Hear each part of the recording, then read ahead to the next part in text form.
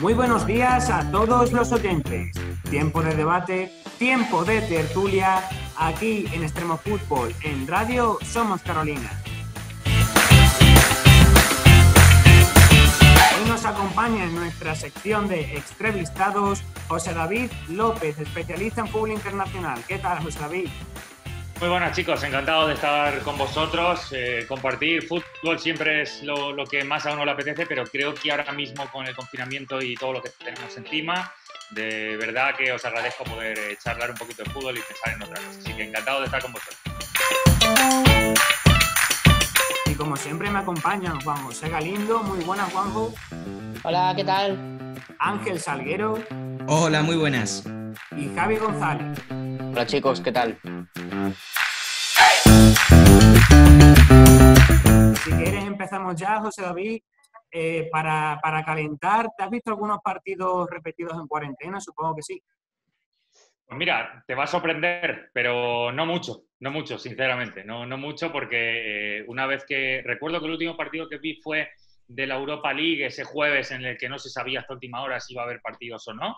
Creo que era el día 13 de marzo, si no me equivoco, echando cuentas. Y ese día sí que vi, tanto en el partido del horario de las 6 como después por la noche, sí que vi partidos, pero a partir de ahí he visto alguno en algún momento que han echado por televisión, alguno que tenía que recuperar por temas de trabajo, por ejemplo, del Mundial del 70, de aquella Brasil, por cuestiones laborales totalmente, y alguna pequeña cosa de la España de 2008 y de 2010. También igual por cuestiones laborales de otro tipo de cosas que ando ahora metido en otro proyecto y tenía que hablar de ello a gran nivel y me lo tenía que refrescar un poco la memoria.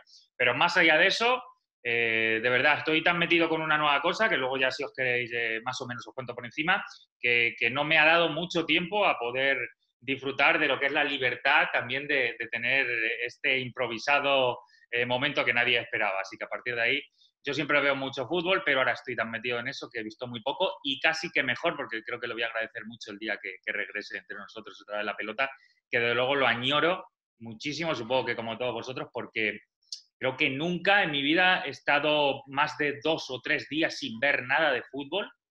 Casi me atrevería a decir que más, quizá en vacaciones alguna vez y así, pero más de 3 o 4 días casi nunca. Por tanto, si no me equivoco, hoy van 50 y pico, 60 y pico días ya y de verdad que es algo increíble. Y te hemos visto, bueno, te podemos ver en televisión española, en la SER, en tu podcast también, en El Enganche. Pero para la gente que no te conozca, ¿cómo te definirías tú como periodista? Bueno, es una pregunta un poco rara siempre tener que hablar de sí mismo, ¿no? Quizás no es lo que mejor llevamos algunos periodistas, yo por lo menos no lo llevo tan bien. Pero bueno, la verdad que para quien no conozca un poco la labor que he hecho, sobre todo creo que es más un sello, más que el hecho de dónde trabajes. En mi caso, el sello El Enganche es una manera que lo llamé El Enganche, pero digamos es la manera de entender que tengo yo el periodismo deportivo, el periodismo de fútbol internacional en mi caso, porque yo lo que más hago es aprovechar los conocimientos que tengo de analista de fútbol internacional, que es lo que siempre me ha gustado y para lo que siempre me quise preparar, para una vez colocado ya en cierto rango de donde puedo mostrar esos conocimientos, pues hacer siempre reportajes por un lado, análisis, comentar partidos, hacer un poco el programa, como decía, del enganche del podcast, habla un poco de esa idea, que es contar al final historias de fútbol basándome en esos conocimientos, pero siempre desde un punto de vista de reivindicación, de mostrar que es un elemento social y político tremendo y a partir de ahí casi que me encanta tanto lo que hay fuera como dentro del fútbol y por eso al final hay que ser multifaceta, como yo digo. Hay que saber en televisión, en radio, en prensa, en web. Yo he podido ejercer en todos ellos, lo sigo haciendo a diario, así que sobre todo es saber adaptar esa manera que tengo yo en este caso de entender el fútbol, pues un poco en los formatos que se quiera. Pero de luego, insisto, lo primero es tener una identidad muy clara y para mí en eso está clarísimo el sello que tengo y el sello que quiero poner a todo lo que hago, ya sea en televisión, cuando voy a Teledeporte, por ejemplo, a analizar un rival de un equipo español en Champions, por ponerte un ejemplo, o cuando comento un partido en DAZN o en Teledeporte también, que lo estaba comentando, en la cadena SER en la radio, haciendo podcasts, haciendo reportajes de fútbol por el mundo tipo Informe Robinson, que aquí mucha gente no lo sabe, pero por ejemplo estuve en ESPN haciéndolo para toda América durante muchos años también en Movistar México como director de un grupo de un montón de gente, de trabajadores contando historias de fútbol allí. Tipo Informe Robinson, insisto, aquí no se han podido ver porque no están en plataformas españolas, pero digamos que allá donde haya trabajado, siempre bajo ese sello de historias de fútbol, con la excusa, como digo siempre, de lo que más nos gusta. Bueno, nos estás hablando de tu punto actual en el mundo del fútbol, pero ¿en qué momento te aficionaste tú a este mundo tan maravilloso del fútbol? Sí, bueno, maravilloso total. Lo mío es vocación pura, absolutamente pura. No hay nada que pueda explicar que un día a mí me cambió algo, sino que directamente siempre lo he querido. Así no recuerdo el momento en el que quería ser otra cosa. Sí, futbolista, evidentemente, que creo que eso nos pasa un poco a todos. Yo jugaba al fútbol en Talavera de la Reina, que es mi ciudad, que tiene mucha cantera de fútbol sala sobre todo, porque en su día fue el mejor equipo del mundo también fútbol sala, tenía mucha cantera ahí. Todos jugábamos al fútbol allí, fue creciendo. Jugué algunos torneos internacionales también, con la selección de Castilla-La Mancha incluso, en fútbol 7, fútbol 11, es decir, que mal no se me daba, pero hay un punto en el que veo que no voy a poder claramente ya dar el salto. También tenía algunos problemas de salud en ese momento, tuve que dejarlo un poquito más de lado y tuve muy claro que lo mío era el fútbol, dedicarme a ser periodista, a contar todo lo que me gustaba del fútbol. Y mi primer recuerdo, y creo que es el punto número uno en el que creo recordar que ahí empezó mi afición total por el fútbol, fue en el Mundial del 90. Yo tenía 6 años recién cumplidos. Fue un partido de la URSS contra Rumanía. Yo, ya te digo, muy pequeño, Mundial de Italia 90, creo que fue el primer día de competición o el segundo día de competición. La Catus, que era un rumano, marcó 2 goles y ahí es el primer momento que de verdad yo recuerdo que estaba tirado en el suelo de mi casa viendo ese Mundial de verano, de mucho calor, y ese es el primer momento en el que yo sé que me empezó a llamar la atención el fútbol y me quedé entusiasmado. A partir de ahí, miles y miles y miles de partidos. Me compré una antena parabólica en cuanto pude, trabajaba dando bodas como camarero los fines de semana para ganar dinero y poder emplearlo también en lo que yo quería para poder llevar un poco, tener más tecnología en aquel momento para poder ver más partidos. Y al final pues me compré esa antena parabólica, una cosa llevó a la otra, empecé a trabajar en medios, me preparé también evidentemente académicamente y a partir de ahí pues hubo un punto en el que empecé a entrar en los medios y eso ya era imparable, de verdad. Y bueno, has hablado de que eras pequeño cuando viste ese partido del Mundial, ese URSS Rumanía. ¿Cuál era el equipo de tu infancia? El equipo de mi infancia, muy buena esa. He tenido muchos. Casi me atrevería a decir que he tenido momentos de muchos clubes, pero porque en esos clubes había ciertos jugadores que a mí me entusiasmaban y me hacía un poco de ello. Yo recuerdo, voy a contar una anécdota que es muy fuerte para mí, siempre la digo como para que se vea un poco lo friki, que se me entienda, porque aquí todos somos frikis y a buen orgullo de serlo, desde luego, por fútbol, sin ninguna duda, que fue en mi comunión. Creo que la comunión es a los 9 o 10 años, si no recuerdo mal, cuando se hace. Pues yo recuerdo que en el vídeo de mi comunión hay grabado una cosa que no es mi comunión. Y lo que hay es un partido del Fiorentina-Parma del año en el que jugaba Rui Costa, Batistuta. Recuerdo que en ese partido estaba Stanic en el Parma, el croata, porque marcó un gol. Me acuerdo todavía perfectamente de eso. Y está grabado por una cosa muy sencilla. En aquella época no es tan fácil como ahora. En aquella época, para mí, dar la tabarra a mis padres para que pagaran el abono del entonces Canal Plus, que era el único que emitía todos los partidos, pues a mí me costaba una barbaridad. Necesitaba ser constante en la presión sobre ellos. ¿Qué pasaba? Que en ese momento pues no lo tenía todavía, no era capaz de convencer a mis padres de que yo quería dedicarme a esto. Evidentemente tenía 10 años o 9 años, era difícil creerme, ¿no? Que aquello podía servir para algo. ¿Qué pasó? Que las cintas de VHS, que se llamaban entonces, que supongo que algunos habréis visto, aunque vosotros sois muy jóvenes, pues valían bastante dinero para un chaval de 10 años.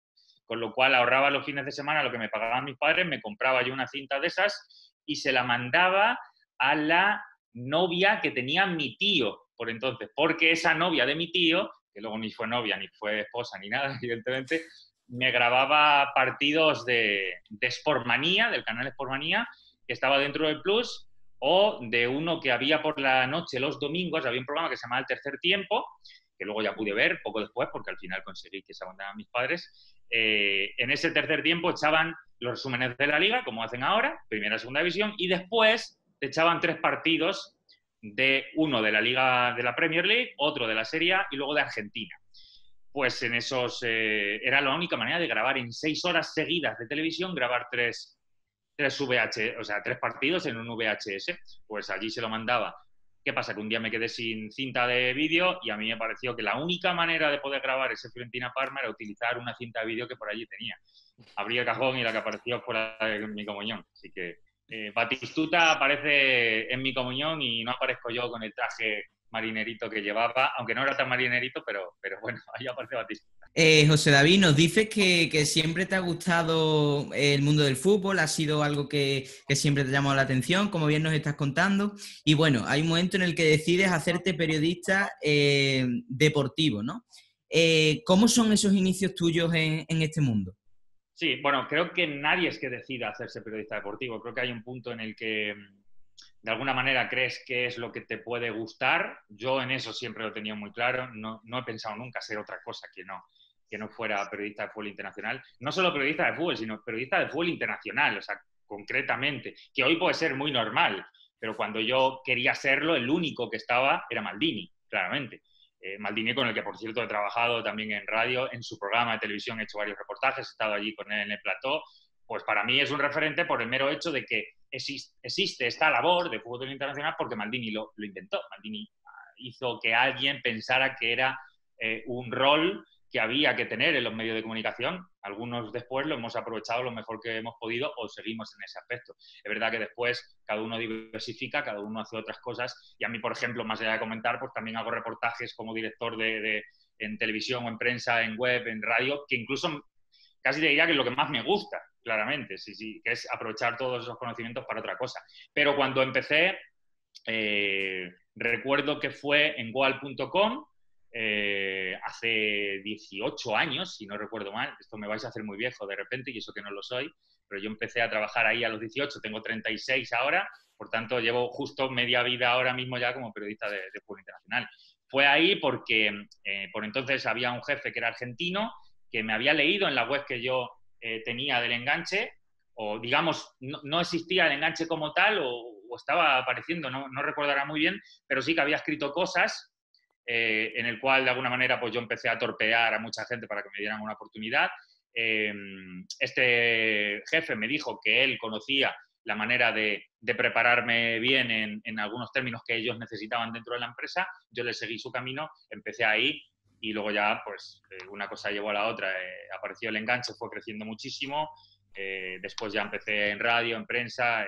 Siempre hay que tener buenos amigos en esta profesión, eso es fundamental, para que te den esa primera oportunidad y a partir de ahí generarte tú el hueco y demostrar que puedes hacerte hueco. Luego, aunque a lo mejor esta profesión podamos ser los mejores del mundo en algunas cosas, alguno lo será. Yo no soy el mejor del mundo en nada, pero sí que le pongo ímpetu y cariño con mi sello a todo lo que puedo. Pero aunque fuera muy, muy, muy bueno, al final todo es cuestión de suerte. ¿Cuántos periodistas buenísimos habrá? Como cuántos cocineros buenísimos habrá, como cuántos dentistas buenísimos habrá que no pueden ejercer su profesión porque no han tenido ese punto de suerte. Así que más allá de ser muy buenos y de que te guste mucho y de saber diversificar y de saber muchas cosas de periodismo deportivo, al final hay que tener ese punto de suerte clave. Y vemos como actualmente ya no solo los periodistas se especializan en fútbol internacional, sino que, por ejemplo, tuvimos hace poquito a Irati, que como sabrás es especialista en fútbol belga y fútbol italiano. ¿Cómo ves ¿lo ves excesivo la especialización en cada liga? ¿O ves más completo saber un poquito de todo, del panorama europeo y mundial en general? A ver, aspirar a saber todo de todo es prácticamente imposible. Y te lo dice uno que lo intenta cada fin de semana y cada día, porque al final acabo viendo todo lo que puedo, acabo de estar siempre intentando ver y llegar allá donde creo que a lo mejor no. Veo muchísimas Libertadores porque es como lo único que me conecta a América y a mí me encanta el fútbol sudamericano.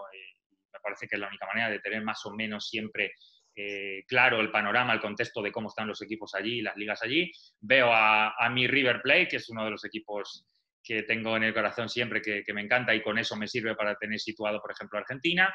Después el fútbol europeo, por cuestión de trabajo de aquí, pues prácticamente las ligas principales, las 5 ligas, pues acabo viendo, digamos, la mitad de los partidos de cada jornada de liga, de cada una de esas ligas, mínimo lo tengo que ver. en directo algunos, otros en rec, como yo digo, que luego lo intento ver a continuación. Si no, son resúmenes muy largos los que veo, programas de todo tipo. Al final no se llega a todo, eso es una realidad. Por tanto, especializarse en algo concreto es muy bueno, pero hay que saber elegir, evidentemente, en qué se especializa uno, porque yo puedo ser, no es mi caso, desde luego, pero puedo ser el mejor especialista del mundo en la Liga de Egipto, pero a ver de qué manera consigues tú ganarte la vida o que lo que tú generas sea contenido que a la gente le atraiga, siendo de Egipto, pues es bastante complicado. Por eso creo que sí que hay que especializarse, quizá no tanto en algunos ámbitos, pero de luego especializarse en algo concreto para ser el mejor, porque al final es la clave fundamental, ser el mejor en una cosa para que nadie pueda decir que sabe más que tú de esa cosa.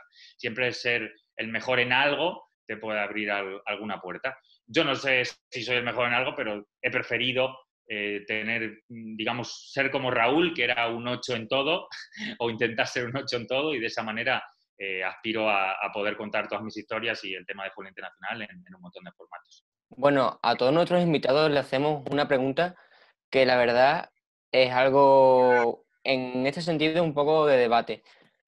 ¿Qué opinas de las personas que trabajan como periodistas pero que anteriormente no se han titulado? Ajá. Yo en ese tema no tengo ningún pudor. Yo no estoy titulado tampoco. Yo me he preparado bajo otros métodos. Después incluso he hecho un máster aquí también. He estado en Argentina estudiando durante un tiempo una escuela que es la número 1 de América para preparación. Ya te digo que después he hecho máster aquí. Llevo trabajando 18 años en diferentes medios, todo tipo de, ya no solo de web, prensa, radio, televisión, en todo tipo de cargos. Siendo el último que entraba o el primero que llegaba, siendo el director, siendo el novato, siendo el becario, en todos puestos y de diferentes maneras. Por tanto, para mí, el periodista es una de esas profesiones que, digamos que se puede ser capaz de ejercer, incluso ser el mejor posible, y aquí te pongo un ejemplo como es Paco González, uno de los números 1 de la radio de este país, radio deportiva además, y tampoco está titulado. Y no pasa nada por ello porque esto sí que es una profesión que la experiencia es fundamental, que creo que verdaderamente la preparación que se da hoy en universidades no está al nivel de lo que se necesita o de lo que reclama ahora mismo el ser periodista deportivo, seguramente porque puede estar un poco caduco, no se adapta demasiado bien a lo que verdaderamente es ahora mismo el periodismo deportivo que se ejerce realmente, y a partir de ahí me parece que no hay ningún problema en ese aspecto y creo que somos muchísimos los que hemos encontrado quizá el camino de otra manera o hemos preferido formarnos de otra manera para poder ser mejores. No creo que haya mejor formación que cuando estáis estudiando, vosotros o los que vayan a venir ahora en el camino, como me pasó a mí en su día, elegir también el camino de hacer prácticas cuanto antes, porque estoy seguro, aunque me cuesta decirlo, que en las prácticas o en un máster que es preparación pura y dura de lo que os vais a encontrar, es mucho más útil que el otro tipo de caminos que quizá nos marcan como qué es lo que hay que hacer. Yo no estoy de acuerdo en eso, para nada, vaya. Intercalando un poco con el tema más futbolístico, hace poco publicaste un artículo de posibles fichajes del Real Madrid, eran, si no me equivoco, Haaland, Camavinga, Fabián, Upamecano y no me acuerdo quién más, analizándolo, y Sancho, ¿verdad? Analizándolo con Big Data. ¿Crees que el Big Data va a cobrar más importancia a la hora de hacer scouting de jugadores?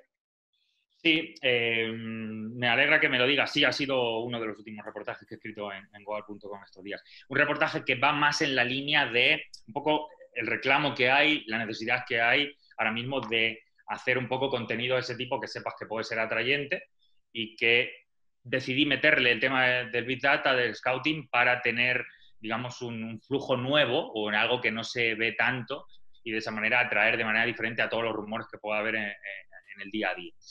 Para mí el Big Data hoy en día, si te soy sincero, a mí no es lo que más me gusta a la hora de analizar el fútbol. No es lo que más me gusta porque siempre creo que si algo se puede vaticinar, ya sea con datos o ya sea con cualquier tipo de previsión, para mí va a perder un poco de expectación o un poco de interés. Siempre pongo el mismo ejemplo cuando me dicen esto. Una vez estaba viendo, yo no soy especialista en baloncesto ni mucho menos, pero un día estaba viendo un partido en televisión y había un comentarista que es buenísimo, o que era buenísimo, ya no sé si lo comenta, que era Chichi Creus, que era un base de hace muchos años del Barcelona, creo, y del Juventud.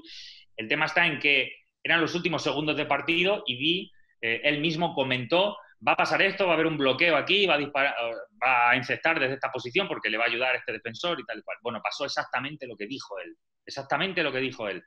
Y lo he visto más veces que ha sucedido. Entonces, para mí, el hecho de saber tan a ciencia cierta qué va a pasar, pues para mí le hace perder un poco de atractivo a cualquier deporte y al fútbol en general. Por tanto, ¿los números son muy útiles? Sí. ¿Van a ser más útiles con el paso del tiempo? Sin ninguna duda, porque la tecnología y el fútbol va hacia ahí. En un deporte en el que cada detalle marca tantísimas diferencias, al final tener una mínima capacidad para sorprender al rival siempre va a ser fundamental.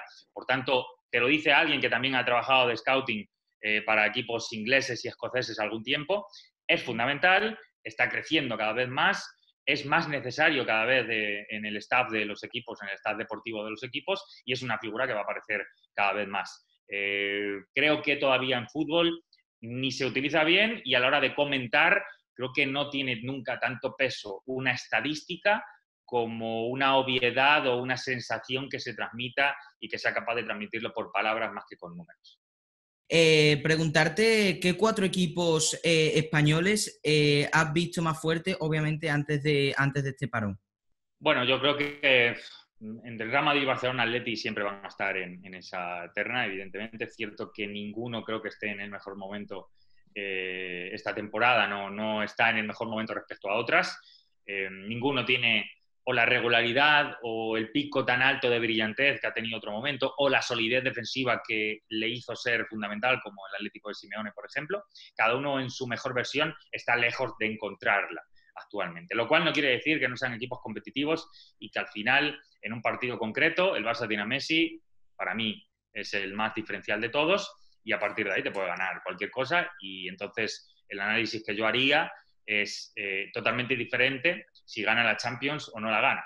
Con lo cual, al final quiero decir que un detalle, un día de Messi, una noche buena de Messi, te gana la Champions, te gana el partido definitivo de Liga, al final el análisis que haces es contrario. Pero basándonos en lo global, ninguno de los tres está en el mejor momento, por tanto, prefiero destacar más el buen comportamiento que ha tenido, por ejemplo, la Real Sociedad, que evidentemente me parece que ha sido el salto principal en esta temporada, no solo en Liga, sino creo que también a nivel europeo es un salto importante, porque además ha acertado con varios jugadores cedidos, jóvenes, y de verdad me parece que lo está haciendo muy bien. Y sobre todo en España, creo que el resto está en ese paso en el que, sin llegar a competir demasiado bien, o mejor dicho, sin llegar a un punto muy alto de brillantez, sí que compite bien. Hablo de Valencia, hablo de Sevilla, que están prácticamente asegurados ya en ese punto debajo de los tres principales candidatos siempre al título, y sin jugar muy bien son capaces siempre de competir a buen nivel. Por tanto, como estos 5 no quiero destacarlos porque no me parece que ninguno esté en un momento brillante, prefiero destacar sobre todo a la Real Sociedad, que creo que para mí es el equipo del año, más allá de momentos concretos que ha tenido, por ejemplo, Granada, que verdaderamente, viniendo de donde viene, pues también es muy, muy llamativo. Y a nivel internacional, porque hemos visto equipos también revelación, como pueden ser la Liga Francesa, el Rennes. El Marsella ha hecho también muy buen año. En Italia tenemos al Lazio, al Atalanta, que siempre son equipos llamativos. La Bundesliga también, que está dando un impulso y es un juego muy vistoso, muy eléctrico. A nivel internacional, ¿qué 4 equipos destacaría? Sí, mira, hace poco he escrito sobre eso también. Estuve analizando, por ejemplo, para mí el equipo revelación, es verdad que es en una liga secundaria o terciaria, me atrevería a decir, y quizá por ello no ha llamado mucha atención, pero el AZ Alkmaar, por ejemplo, ha sido uno de los equipos fundamentales este año. Es verdad que la Eredivisie, además, ahora en España no se ve ninguna plataforma, con lo cual para ver sus partidos cuesta un poco más, y eso hace que el ojo, por lo menos desde España de Occidente, no está tan sobre ellos. Pero Boadou, Sten, Cop Painters, por ejemplo, son jugadores que son muy, muy jóvenes y que en los próximos años van a dar un salto increíble, porque además Holanda ya sabemos que es uno de los países que más exporta su talento. Y me parece que por la animosidad, por la valentía, por el atrevimiento, el ritmo de sus partidos muy alto, me parece que es lo más llamativo. A mí verdaderamente es de lo que más me ha gustado. Y en ese mismo reportaje que hablaba sobre algo parecido a lo que me preguntáis, también destaqué a la Lazio, sobre todo poniendo como epicentro total a Luis Alberto, que para mí creo que está muy infravalorado el temporadón que está haciendo un jugador como Luis Alberto.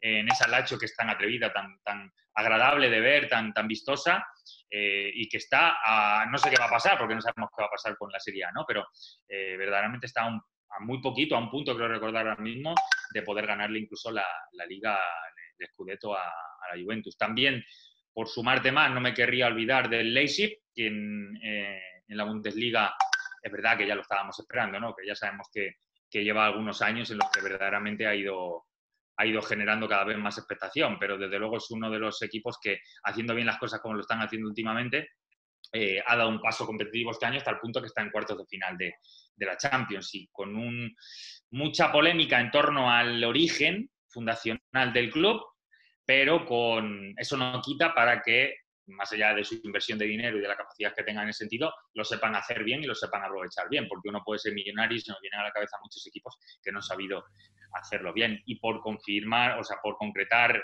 y decirte 4, que creo que llevo 3, creo que el Sheffield United en Inglaterra, por venir de donde viene, porque es un equipo que además es muy plano en conceptos y con muy poquitos elementos para competir ahora mismo en el primer nivel, en la élite, pues al final, con 4 detalles muy bien hechos, demuestras que puede ser un equipo muy competitivo, y estaba a punto de meterse incluso en Champions casi, vía Premier, con lo cual, pues para el Sheffield es increíble. Si te tuvieras que quedar con un equipo a nivel histórico, ¿con cuál te quedarías? Un equipo a nivel histórico. Bueno, yo soy muy del Manchester United, por no decirte que es mi club principal, porque de pequeño, verdaderamente, cuando decía antes algunos de los recuerdos que tengo, pues creo que el ver ese Manchester United que ganaba casi todo, que Old Trafford era increíble en cuanto a ambiente, que yo me escapaba como podía para ver los partidos a las 4 de la tarde al bar de mi barrio, que era el que lo tenía puesto, y yo le daba la tabarra al camarero para que me lo pusiera. Me acuerdo perfectamente, porque lo ponía en el canal, un canal que se llama Fútbol Mundial o algo así. Pues eso es lo que hizo que a mí me llamara mucho la atención el Manchester United siempre. Creo que si además recuerdas, o digamos que una vez que ya conoces y te empapas un poco de su cultura, te pones a mirar lo que ha sido ese equipo, el golpe anímico que tuvo que sufrir cuando sufrió el accidente en el que murieron gran parte de sus jugadores, como 10 años después es capaz, con algunos de los jugadores que se salvaron milagrosamente en ese accidente, ser capaz de ganar la Champions.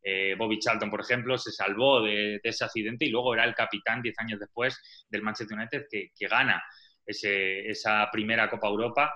Es fundamental, conociendo todos estos detalles, es casi imposible que no te enamores de la historia que tiene el Manchester United, mucho más allá de la versión que vemos ahora, que no tiene nada que ver con un equipo ni espectacular, ni que sea demasiado romántico, porque ya los millones se han encargado de llevar el fútbol por otro camino. Ahora es difícil tener aspectos románticos, pero en mi época, cuando yo era joven, todavía existía y todavía nos podíamos agarrar a ellos para que nos gustaran los clubes. Yo creo que si hoy tuviera que hacerme hincha, de repente yo tengo 10 años y me tengo que hacer hincha de algún equipo, desde luego que tampoco sería de los grandes, o eso creo. Lo que pasa es que al final es lo que está en la tele y es lo que más llega, y eso golpea mucho. Pero como equipo histórico hay muchos, pero si te tuviera que decir uno, el Manchester United. Y bueno, ya que estamos hablando, ya que has mencionado al Manchester United, en la Eurocopa tenemos a Kepa de portero, también podríamos tener a De Gea, a Unai Simón y a Paul López. ¿Tú a qué portero te llevarías? ¿Te llevarías 3 porteros o te llevarías 2 y pondrías un jugador más para reforzar otra posición? ¿En la Eurocopa te refieres? Sí.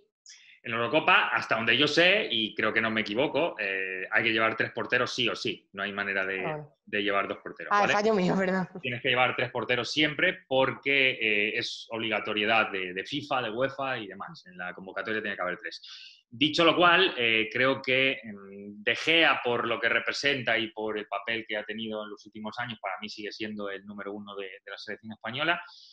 Su versión en la selección, evidentemente, no ha llegado al nivel de su versión en Manchester United, con lo cual siempre han quedado dudas, porque no es igual ver todos los partidos de Manchester United como me pasa a mí, y entonces creo que verdaderamente te das cuenta del nivel que ha tenido estos años, que ver solamente los partidos de la selección, donde verdaderamente su nivel ha dejado bastante que desear, no ha sido nada seguro en comparación con lo que tenía en el United.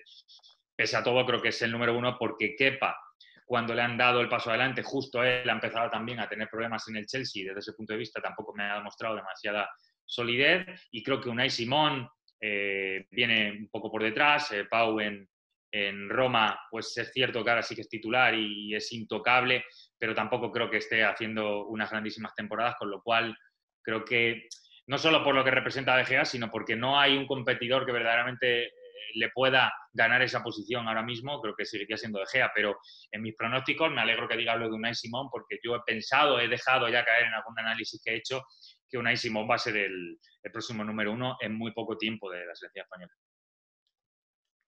Sí, otra pregunta que también nos hacemos y queremos saber tu opinión es que muchas veces en el fútbol nos encontramos con que hay jugadores muy capacitados, no solamente a nivel nacional, sino también a nivel internacional, jugadores muy capacitados y les cuesta mucho dar el paso a una categoría superior.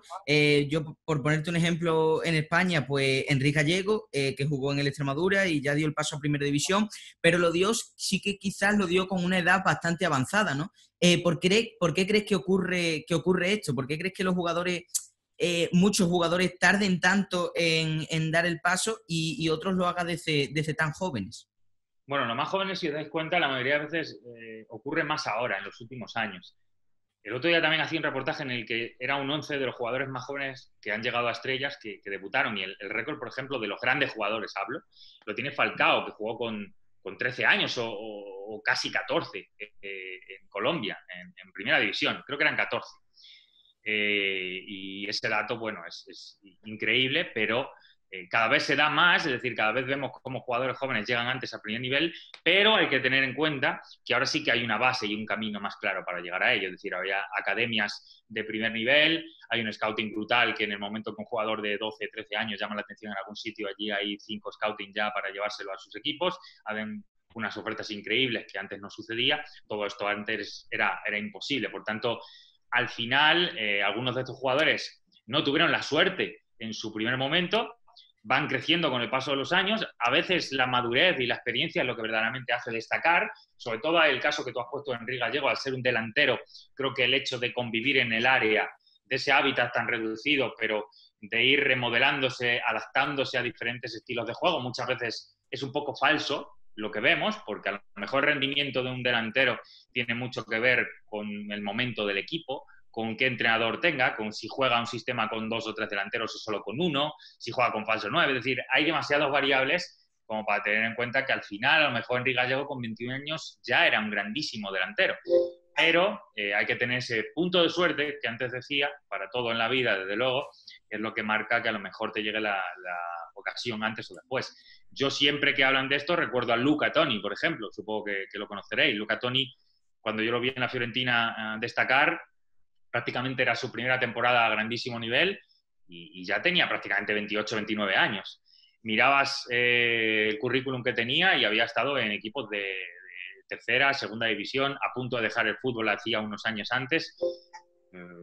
Jamie Vardy, por ejemplo, no es tan mayor, pero es que Jamie Vardy hace 4 o 5 años estaba jugando, un poco más quizá, estaba jugando en cuarta división en Inglaterra y no le pagaban y no sabía si iba a seguir jugando al fútbol. Y hoy es una estrella mundial que ha ganado uno de los títulos más brutales, que ha sido internacional con Inglaterra y que no se harta de marcar goles en la Premier. Por tanto, hay que tener esa pizca de suerte para llegar en el momento concreto. Y hablando de la Premier, nos encontramos a posiblemente el mejor lateral derecho del mundo, como es Alexander Arnold. Y marca bastante junto con un predecesor como es Dani Alves, que también fue un paso, por decirlo así, adelante en la posición, en el hecho de un organizador, como el que hemos visto también esta temporada con Kimmich como lateral derecho, aunque luego pasó al medio del campo. ¿Cómo ves la evolución de la posición de lateral y qué tipo de lateral es el que te gusta más a ti? ¿Más profundo, como puede ser Semedo en el Barça, Jordi Alba?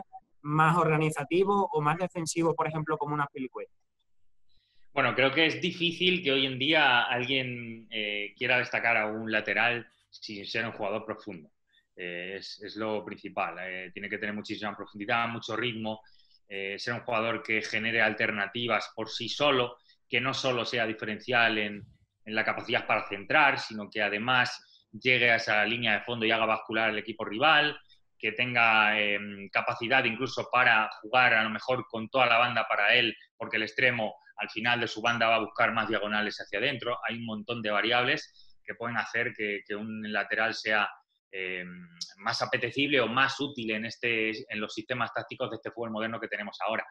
Antiguamente, no primaba tanto eso. Un defensor era ante todo eso, un defensor. Y hoy en día los laterales casi me atrevo a decir más, que no solo deben destacar más por la faceta ofensiva, sino que verdaderamente los sistemas de juego cada vez están más hechos para que los laterales sean más carrileros, es decir, tengan mucho más margen de maniobra y muchos más metros a su disposición para ser importantes en los equipos. De hecho, hoy me atrevo a decir que hay muchos carrileros, muchos laterales que son de los 2 o 3 más importantes de cada equipo. Incluso el que has citado tú, Alexander-Arnold, en el Liverpool, porque está Salah, porque está Mané, porque está Firmino en algún momento, pero si tú miras estadísticas, miras sensaciones que ha dejado Alexander-Arnold en las últimas temporadas, incluso también meto ahí a Robertson, que es su compañero evidentemente en el otro lateral, casi me atrevo a decir que ellos dos serían más importantes incluso que alguno de los que juega arriba, que Salah o Mané, para el Liverpool actual. Con lo cual, imagínate lo importante que es, la importancia y la relevancia que empiezan a tener los laterales en el fútbol actual, sobre todo para equipos que tienen mucha posesión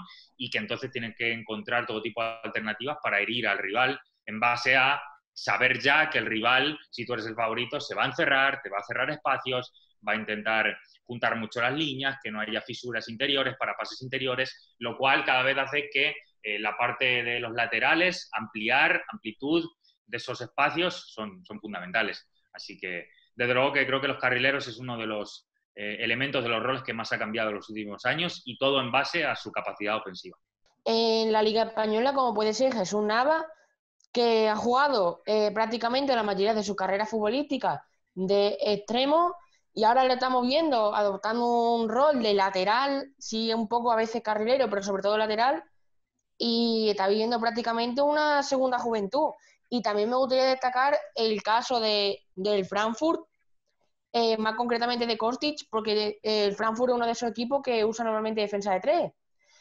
Y tú ves jugar al Frankfurt y sus laterales son prácticamente extremos. Por eso estábamos diciendo que hay algunos equipos que no aprovechan tanto el hecho de tener a los laterales tan liberados, por así decirlo, que lo centran demasiado en defender y no le dan libertad para atacar.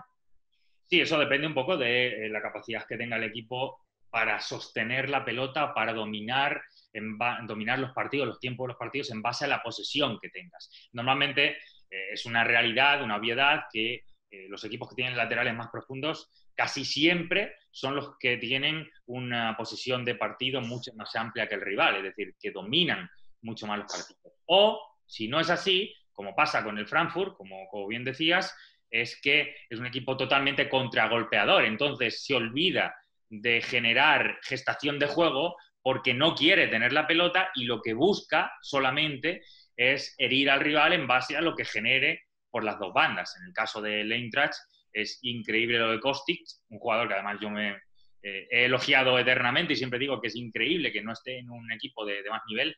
Ese es el ejemplo perfecto de que hay que tener un poco de suerte con ciertos traspasos. Él fue una cláusula que tenía hace tiempo, lo que le impidió no irse a otro equipo superior. Pero el caso está en que en el Eintracht es porque no quieres la pelota y todo es contragolpeador, hay ritmo brutal de partido. No es que te importe que te metan 4 goles, pero la iniciativa es siempre tú buscar 5, es decir, generar continuamente, aunque eso te lleve a un descontrol y a un partido que sea muy, muy sucio, muy poco limpio en ese sentido de táctico, sino que te olvidas de todo eso. O por contra, como pasa con Navas, como bien decías, Navas le da esta segunda oportunidad en su vida a Guardiola cuando evidentemente llega al City, que es el equipo que más posesión tiene en Inglaterra en aquellos momentos y uno de los que más tiene en Europa. Como todos los rivales se le encierran, necesita buscar alternativas a toda esa posesión que tiene y lo que se le ocurre, como siempre, es cada 2x3 quitar o experimentar en defensa quitando centrales continuamente y que en esa línea defensiva los jugadores laterales amplíen muchísimo los espacios. Y ahí Navas es fundamental, por eso pasó de ser extremo a ser lateral, pero su mentalidad sigue siendo la misma, la de extremo, aunque juegue atrás, solo que ahora tiene mucho más espacios y eso al final es un hándicap de sistema. Lo hacen muchos equipos, pero insisto, casi siempre los que más posesión tienen. preguntarte cuál es tu esquema favorito. Pues mira, va un poco por ahí. A mí el tema de los carrileros, los jugadores extremos, me encanta. Es algo que me parece que está en peligro de extinción porque los extremos, los regateadores, el otro día haciendo reportaje de Sancho, que antes comentabais, Sancho es el más regateador de toda Europa. Tiene 5 o 6 regates de media por partido, que lo intenta, no siempre le sale, pero es el jugador que siempre va buscando al rival, siempre va buscando desequilibrio, siempre va a buscar desborde, ser capaz de generar por sí solo heridas y circunstancias que puedan generar peligro al área rival, y a mí ese tipo de jugadores que van de cara, que van a buscar al rival es lo que me encanta. No me gusta tanto el táctico desde un punto de vista mucho más cerrado, de defensa, de equipos sólidos en aspectos defensivos no me atrae tanto, por tanto los jugadores de ataque, sobre todo los extremos y los laterales largos, profundos, carrileros, son fundamental. Aunque estaría muy mal que yo no destacara que mi posición favorita en el fútbol evidentemente es la de enganche, creo que por motivos obvios, porque al final el creativo, el jugador diferencial, el que le pone el toque que verdaderamente es arte, es el que cambia, el que no está pronosticado, el que es imprevisible, siempre va a ser ese número 10, y ese sí que le hemos perdido prácticamente ya para el fútbol, está en desuso, es muy difícil encontrar ya equipos que jueguen con un enganche, y es algo que, bueno, desde aquí reclamo, no servirá para mucho, pero verdaderamente lo añoro muchísimo, ese tipo de jugador que es víctima de los sistemas de juego, nada más y nada menos.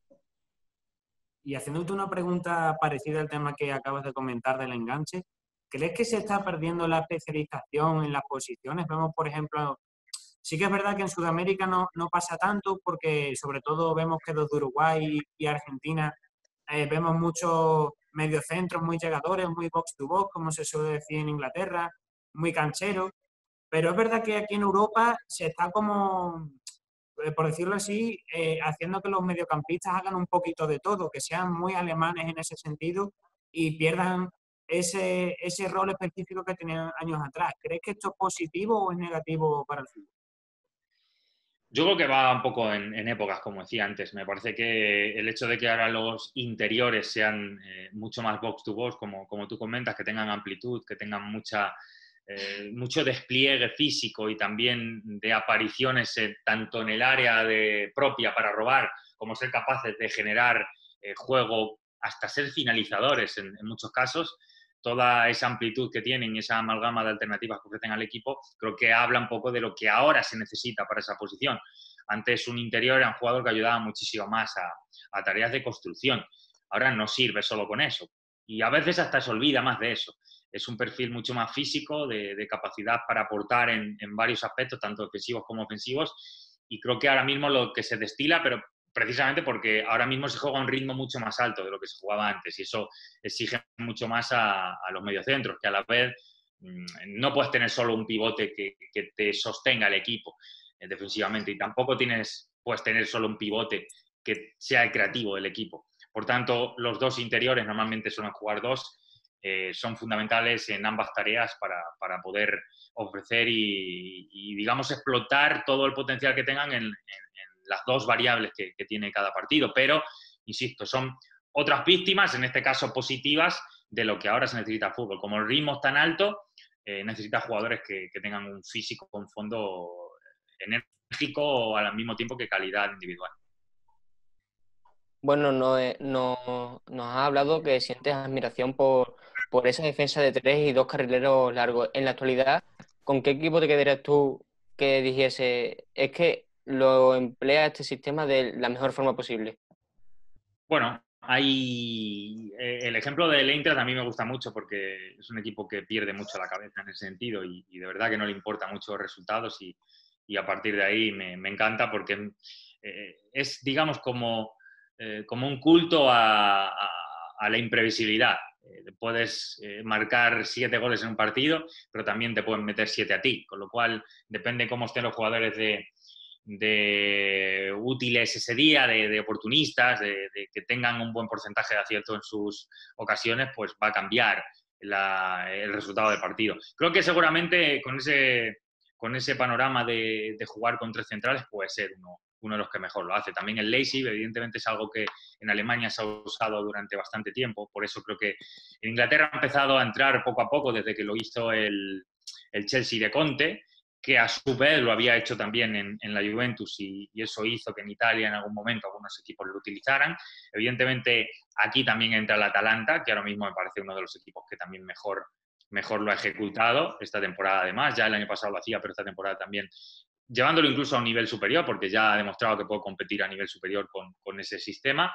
Por tanto, hay 2 o 3 equipos en Europa que es difícil que sean equipos de primerísimo nivel, o sea, es muy difícil ver jugar a un Real Madrid así, o ver jugar ¿qué te voy a decir? A equipos que verdaderamente aspiren a ganar todo con este sistema, porque ofensivamente te puede ofrecer mucho, pero defensivamente también deja, digamos, bastantes vergüenzas defensivas y eso es algo que en algún momento te puede destrozar, porque un resultado negativo cuando juegas con este sistema puede ser que encajes una goleada que verdaderamente duela mucho. Por eso es un sistema que se utiliza más en equipos que quizá no son tan necesitados de tener esa regularidad. Pero a mí, desde luego, me encanta porque los hace un poco imprevisibles y impronosticables lo que pueda suceder. Si tuvieses que elegir un tipo de delantero, me refiero a delantero centro, ¿cuál te quedaría? ¿Prefieres jugadores más al espacio, estilo Aubameyang, delanteros que sean más acompañantes, estilo Karim Benzema cuando juega Cristiano en el Madrid, o delanteros más tanques, más hombres de área, por así decirlo? Sí, delantero tanque hoy en día es muy difícil. El concepto sigue existiendo, pero hay que retrotraerse un poco en el tiempo para tener ese tipo de ariguetes. En Inglaterra puede haber alguno todavía, normalmente en equipos más débiles también, que bombean mucho pelota, que buscan mucho contacto físico, segundas jugadas, y eso hoy en día en el fútbol no lo generan tantos equipos, por tanto no es una variable a tener en cuenta por muchos clubes. A mí me gusta más el delantero que es capaz de generarse los goles por sí solo. Para mí ese es el delantero perfecto, el que yo querría en mi equipo, porque yo entiendo que un buen rematador va a llegar a un equipo top casi seguro. Tarde o temprano le van a dar la oportunidad, casi seguro. Un jugador que te meta 20 goles en la Premier, si es en un equipo como el Southampton, por ejemplo, va a acabar llegando a un equipo top. Si los mete en Italia, también. Si los mete en Alemania, también. Pero la diferencia es cuando verdaderamente te nutren constantemente de alternativas, de ocasiones de gol para tú rematar, si verdaderamente eres capaz de sostenerlo en el tiempo cuando ves que no hay capacidad de fallo, porque a lo mejor en un equipo como el Southampton puedes tener un día malo, pero solo se ven los días buenos cuando marcas habitualmente, pero en el Real Madrid tener un delantero que no marca, pues evidentemente es un problema. Que eso digan a Jovic, que viene del año pasado a marcar un montón de goles y ahora, más allá de las pocas oportunidades que le han dado, pues es complejo para él. Por tanto, para mí la principal virtud del delantero es que marque goles, porque creo que es algo que se ha olvidado y es para lo que están hechos, pero que sobre todo sea capaz de meterlos por sí mismo. Me gustan mucho los italianos en ese aspecto porque normalmente son de remate a un toque, es decir, no necesitan tocar la pelota mucho, sino que según reciben, rematan y normalmente tienen una gran eficacia rematadora. En esto, verdaderamente, los italianos siempre han sido fundamentales y los mejores en esto. Tenían un tal Paolo Rossi que es el número 1 en esto.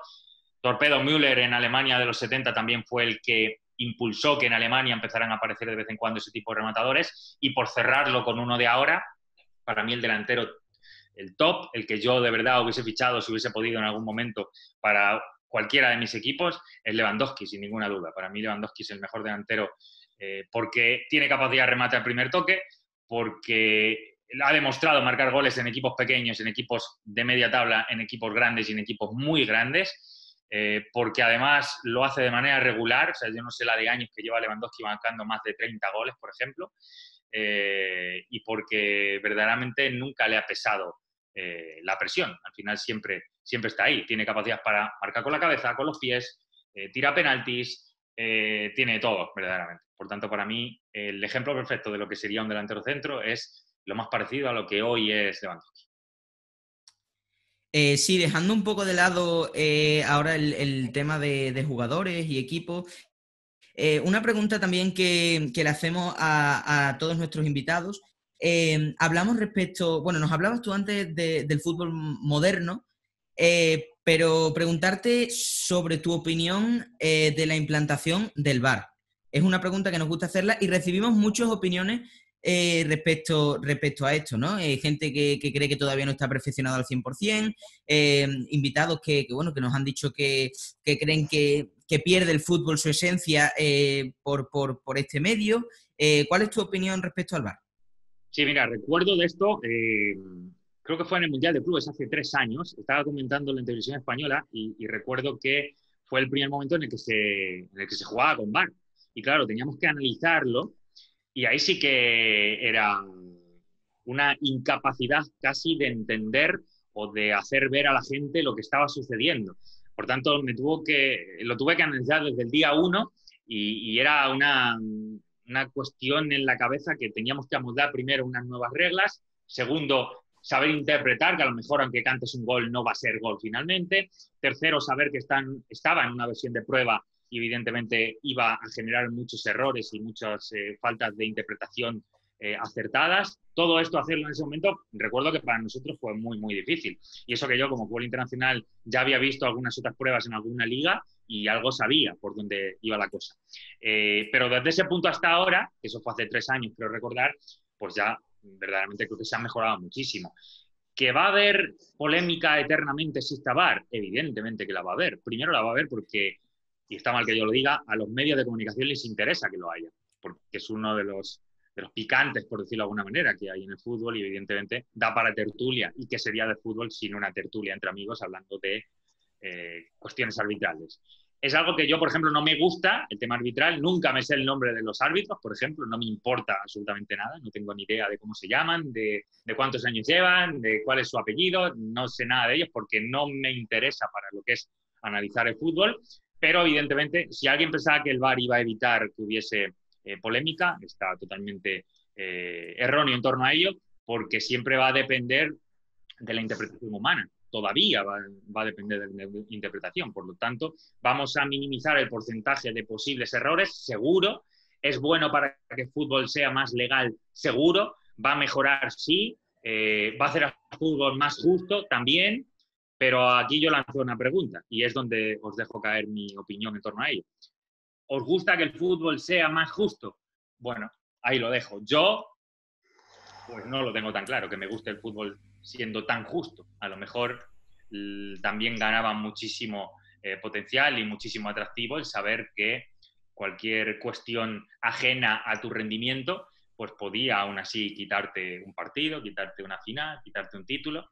Es doloroso decir, he jugado mucho tiempo a fútbol y sé que los futbolistas no estarían de acuerdo con esto porque evidentemente no lo ves justo, pero para el espectador, para el analista, para el que lo disfruta desde fuera, yo considero que a mí el fútbol me gustaba más sin VAR porque lo hacía todavía más imprevisible. Y como a mí lo que me gusta del fútbol es su capacidad de sorprenderme, pues verdaderamente también de mayor ritmo, que es algo que en la conversación que hemos tenido creo que estáis viendo, que me gusta el ritmo de los partidos, el VAR para mí lo limita, lo está cortando y entonces va en contra. ¿Que prefiero que esté el VAR? Sí, porque quiero que esté el VAR porque va a minimizar los errores, pero prefiero el fútbol sin VAR porque me gusta más ritmo y me gusta que sea más imprevisible. Y ya para finalizar, José David, 2 preguntitas más. ¿Qué opinas de la Liga de Filiales? ¿Crees que se debería de hacer o es verdad que perjudica, entre comillas, que los filiales estén en el fútbol ahora mismo de segunda vez, porque en el fútbol profesional en España no tenemos a ninguno? Pero ¿crees que beneficia a los equipos o a los jugadores o cómo lo ves?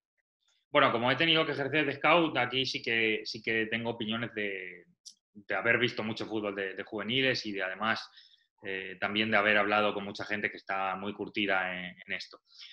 Verdaderamente no es positivo desde el punto de vista de mirar de una selección, por ejemplo, que exista una liga de filiales, porque el nivel al que van a llegar los jugadores a cierta edad no va a ser tan alto como para ser aprovechables a nivel de selección, con lo cual les va a costar más desarrollarse mucho más. Que a nivel de venta de jugadores o de capacidad para generar negocio en torno a una liga de filiales que llamaría mucho la atención por todo lo que atraen los sub-20, los sub-19, los sub-17, sí, evidentemente en eso sí, pero a la larga, y está demostrado bajo el sistema inglés, no es positivo, más allá de que a Inglaterra en los últimos años le ha ido muy bien sacando una gran generación de jugadores, pero no tiene nada que ver con el hecho de tener una liga de filiales, porque la mayoría de estos jugadores luego acaban perdidos en ligas como tercera o cuarta división de Inglaterra, donde no tienen esa continuidad. Por tanto, el salto que hay que dar de liga de filiales al primer nivel en Inglaterra es todavía muchísimo más duro que el que tienen que dar aquí cuando un jugador está en segunda B, tercera, y tiene que crecer para llegar a primera división. Me creo más que aquí pueda haber jugadores de 17, 18 años que de repente se planten en primera, habiendo jugado a lo mejor en segunda B, que eso ocurra en Inglaterra con un chico que de repente se vaya a liga de filiales y de repente ascienda a primera división. Es casi imposible que eso suceda. Y nos podemos basar en muchos de los chicos españoles jóvenes que aquí destacaban en la cantera del Barça, por ejemplo, que durante muchos años ha sufrido como se llevaban los ingleses a muchos de sus canteranos. Muchos de esos canteranos los hemos perdido en el camino en la liga de filiales de los reservas de Inglaterra, en cualquier equipo al final. Con lo cual está demostrado que no. Yo verdaderamente prefiero el sistema español sin ninguna duda. Y ya para acabar, nosotros hablamos de la segunda división española en general, pero somos aficionados del Extremadura. ¿Tienes algún recuerdo del Extremadura cuando estuvo en primera división o sigues algo la segunda división actualmente? Bueno, lo que decía antes de intentar llegar a todo, la segunda división es una de esas cosas que se queda un poco fuera, que no me permite verdaderamente llegar a todo. ¿Estoy atento a ello? Pues sí, porque al final veo resúmenes de todos los partidos, eso sí, en algún canal de televisión. Tengo compañeros en la SER, sobre todo, que siguen mucho a los equipos de segunda división, con los que hablo bastante de ello y más o menos tengo siempre en el radar a los equipos que están muy bien. Esta temporada sé que el Zaragoza estaba creciendo mucho antes del parón, sé que el Cádiz estaba prácticamente ya en línea recta para subir a primera división, he visto algunos partidos, pero no tengo un toque clave como para recordar mucho más allá de ver ciertos partidos de segunda división. Dicho lo cual, sobre lo de Extremadura que me preguntabas, lo recuerdo bastante porque yo soy de Talavera de la Reina y no está tan lejos, verdaderamente Almendralejo. He pasado bastantes veces por allí, no he estado en el estadio, pero sí que recuerdo mucho de Extremadura que jugó en primera división. Recuerdo bastante. Creo recordar que estaba el Mono Montoya, recuerdo de portero, en una época. Recuerdo que Manuel, el que, ojalá y no me equivoque, pero hasta hace muy poco era vuestro entrenador en Extremadura, creo que lo sigue siendo. Sigue siendo. Más o menos lo tengo bien ubicado. Sé que estaba el Cookie Silvani, de delantero centro, el argentino. Creo. También estaba Ito, el jugador de medio centro que después se fue al Betis, que en aquel momento, cuando jugó en primera división en Extremadura, era el jugador que tenía el sueldo más bajo de toda la primera división. O sea, sí que recuerdo bastante haber visto partidos de ahí. De hecho, si no recuerdo mal, aquella temporada de Extremadura en primera división, por lo menos una de ellas de las que recuerdo, era cuando se empezó a emitir fútbol en España los lunes.